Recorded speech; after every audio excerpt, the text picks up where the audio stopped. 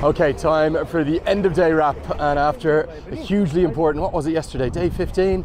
We're into day 16 now today. I think the fatigue button was hit for me a little bit yesterday. I was exhausted. I got back to my hotel room and collapsed pretty much immediately. But 2 massive games of cricket yesterday, and of course it was fantastic to have the arrival of Akash Chopra into the tournament to add a little bit of extra flavour, a little bit of extra life, and rejuvenate all of us alongside Carlos Brathwaite. We've got a really amazing commentary team here now. So yeah, massive day yesterday, really important in terms of a couple of different sides' chances. And Sudha Prashim, well, the evening, their juggernaut just kept rolling on. It's left the Chitwan Rhinos, Namaskar. It's left the Chitwan Rhinos in a very difficult position. They're now one of 3 sides that are left relying upon the Janakpur Bolts winning today. Still only the one side actually knocked out of the competition, that's Karnali, but we do have 3 of our qualifiers because of that Sudha Prashim result.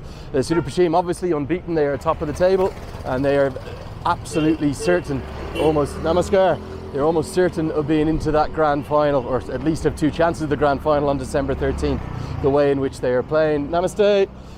And what a performance it was by the Sudha Prashim side. Chris Lynn finally came to the party.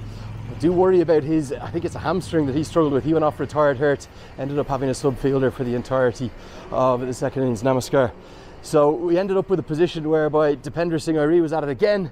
He picked up, well, a ludicrous run out, frankly. I'm just really hoping that Dawid Malan doesn't tell his former England teammates about how good Dipender Singh Ari is in the field, because that might just upset things for the Wankhede on February 7th or February 8th or whatever day it is as the T20 World Cup gets going. But yeah, the Tiger was at it again. Did hear a rumour that he dropped a catch yesterday, but I wasn't on air for that, and I was up doing a few appearances with a couple of people, so I didn't actually see that, but he took a very good catch as well. And there's no doubt that the Sudha Prashim side are without doubt the standout performers in the competition thus far. Lynn's runs, and then that combination of bowlers that they have. I was really impressed with young Hikmat as well, who came through the talent hunt, 22 years of age, from Sudha Prashim. Namaste, Sanche Nuncha, Tiksa, Namaste. Look at these guys. What are you doing? Dancing?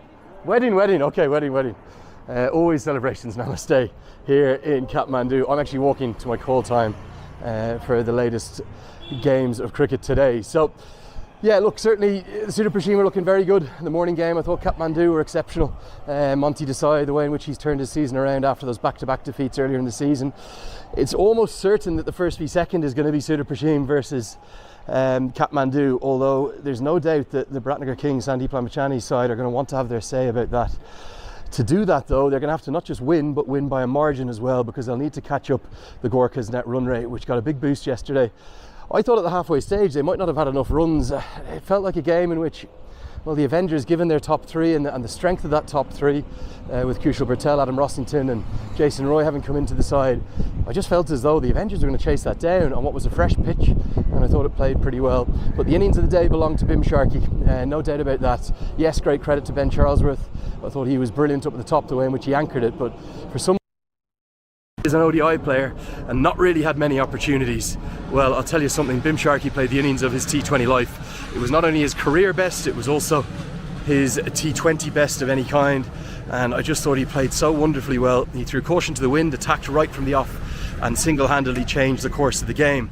Did quite fancy the Avengers to chase it down, but a certain Shahab Alam came to the party in a big way, and Shahab Alam picked up the career best figures, the first hat-trick of the season as well, 6 for 25 he ended up with, and maybe rubber stamping his place on the plane to there in Mumbai for that T20 World Cup, particularly with Vala Rajbanshi just struggling a little bit for wickets at the moment. They'll probably want the 2 left-arm spin options down there. But yeah, for Kushal Malla in that evening game, I didn't touch on it yet, but that drop catch of Chris Lynn, how costly was that?